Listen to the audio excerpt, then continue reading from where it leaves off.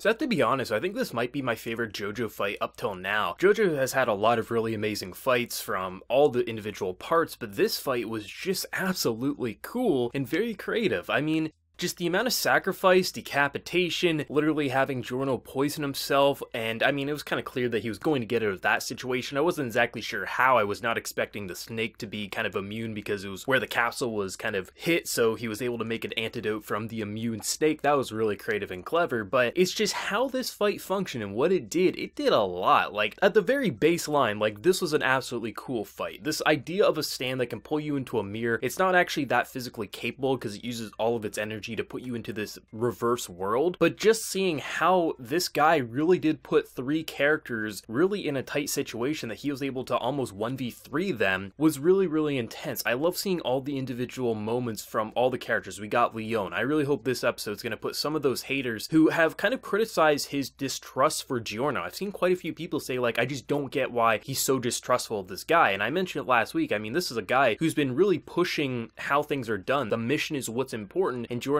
going against that. And this episode 100% also says, like, he just doesn't trust people because he doesn't feel anything. He loses his arm, he doesn't feel anything because of what happened in his past. So I really hope this episode clarifies why he's so distrusting and why he really doesn't feel like he has that much emotion going for people and he's just for the cause. And seeing how he was dealing, because at first I was like, holy shit, is this fight going to be over very soon? Because when he gets dragged in, it's a stand that got dragged in because it mirrored his own image, and that's really cool. Just seeing a guy who's been throwing our characters like Fugo against the wall, really making them suffer. It was nice to immediately start the episode off by just seeing him pummel his face in, and just the creativity behind having characters overpower this guy to then him overpowering our characters. That's something that I really feel like JoJo only can do, because you have constantly in the same episode, you feel like a character's overpowering another, but then just with the thought of mind, it's not like they're getting a power up or anything, it's just how they're applying their stand and applying their abilities in this situation. They come up with so much creativity and how they can out-manipulate the other. The idea of this mirror stand and how he can kind of like push parts of their body in reality and part into the mirror, like you're seeing so much creativity in just the individual visuals, like just seeing Leon just kind of half glass, half kind of stand merged together. There's so much really cool imagery, but it's also just like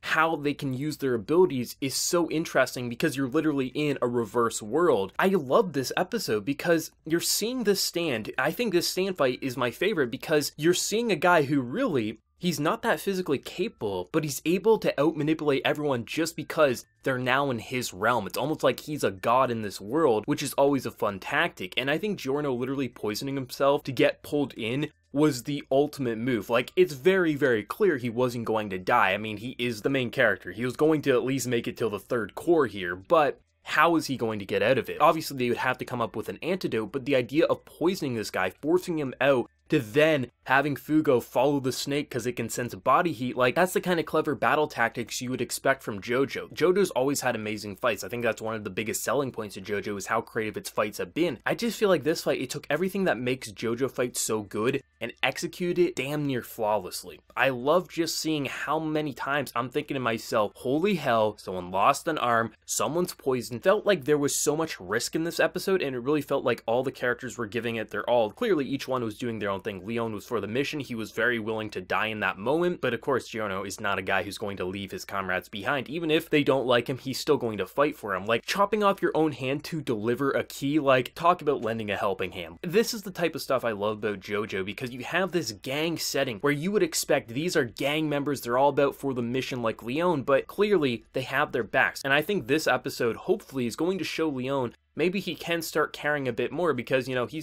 keeps wanting to beat Giorno's face in, but I think this episode at least hopefully will show him that maybe this is a guy who I can put a bit more trust in and maybe think there's more than just succeeding in a mission, getting the daughter to the father, and I really hope something like that is going to shape him, because up till now it really does make sense why he was so distrustful for this newbie who really is going against the way of life for this gang and is really showing a different outlook, because yes, the mission is important, but keeping others safe when you can is also equally important. And I think it's just really nice seeing how much actual emotion was able to be conveyed in a fight, because really these past couple of episodes, yes, it's done a lot for their characters, but it's so much action, but it feels like the action actually has a story to tell. It's not just seeing Giorno, the newbie, kind of show who he is. It's also showing maybe someone like Fugo, hey, this new guy, he might actually be able to show us a thing or two. Maybe I thought he was just a rookie who would need to be taught the ways, but really he's teaching us the way. We got Leon who's saying like, maybe I can open up a bit more and trust this guy more than I have been. And like, that's the type of stuff that makes action much more interesting. Sure, JoJo, even when it's at its weakest in terms of action, the action's fun to watch because you have these creative stands doing these ridiculous things. You got the poses, you got the over-the-top reactions. It's great. But when you have actual character drama and character relationships kind of being explored while in this fight, and I think this fight really is going to bring this group together a lot more than any of the past fights that we've seen so far, because this was, we need to get this key. That's the most important thing. And we got the rookie saying like, the most important thing is getting the key and keeping everyone safe. That's absolutely incredible. I love just seeing this guy who was so arrogant. He was at the top of his game. He was in his own world. He was literally a god, and he was wiping the floor with everyone. Yeah, he got his face palmed in a few times, but it really felt like if you can go into reality and they can't unless you give them permission, like how are they going to defeat him? And just the idea that this guy can write a manga that is so creative where he can keep pushing the boundaries within the same fight is what keeps JoJo that exciting, and you know it just keeps going for every part. I love this gang story. I love everything about it. It is so damn good. There isn't a major complaint I have, because what I feel like this part's doing so well is taking the best of JoJo and doing it in every single episode. The fights, the characters, the overall story. I find it's much more interesting having a story that's not revolving around taking out a big bad. Technically that is still the end goal, but it's more about taking out a gang. There's a lot more complex kind of ideas being explored while you're taking it out. It's not just fighting Dio, that's amazing, but you're watching this gang story unfold while you have the JoJo powers, you have the JoJo stories being told with these really great backstories. The anime's been exploring the backstories even better than the manga from what I've been told, adding original backstories but also fleshing it out far past in the manga, which maybe was only a couple of pages. This is what I love about David Production, is you can really tell when they're having a fun time, and they're having a fun time with this part of JoJo, absolutely. Let me know whatever you thought of this week's episode of JoJo's Bizarre Adventure. Do you like the fight as much as myself, or was it a bit of a letdown for you? Let me know whatever you're feeling down in the comment section below. Be sure to like the video if you did enjoy, and also hit that subscribe button if you want to see more content from me in the future. But until next time, everyone, please take care and have a good one.